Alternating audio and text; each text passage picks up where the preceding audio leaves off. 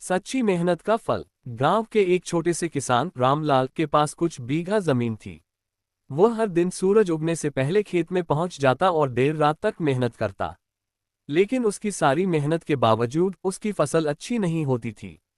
कभी बारिश समय पर नहीं होती, कभी कीड़े फसल बर्बाद कर देते और कभी मिट्टी की खराबी के कारण फसल कमजोर रह जाती।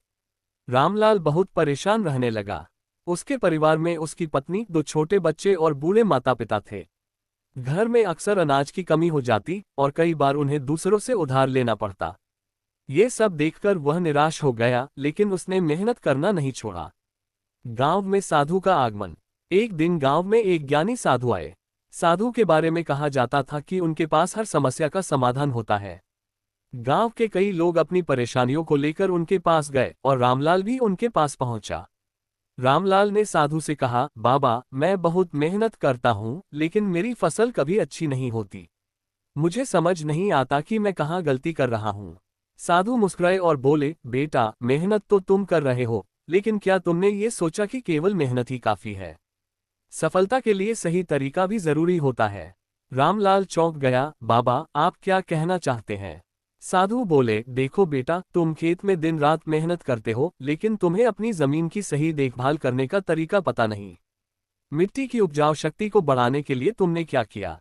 रामलाल ने सिर झुका लिया। मैं तो बस बीज बोता हूं और पानी देता हूं। साधु की सीख। साधु ने समझाया, बेटा, केवल बीज बोना और पानी देना ही काफी नहीं। पहले जमीन को उपजाऊ बनाओ।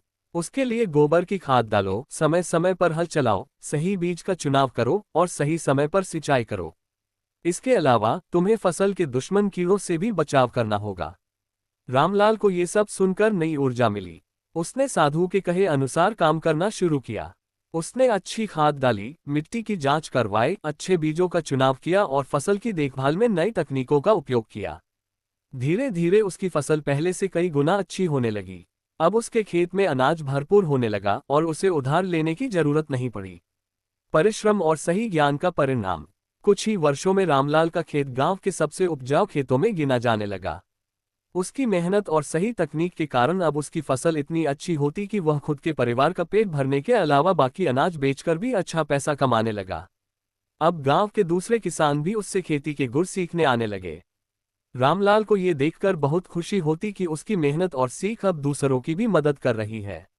शिक्षा। सिर्फ मेहनत ही नहीं, सही ज्ञान और धैर्य भी सफलता के लिए जरूरी होते हैं।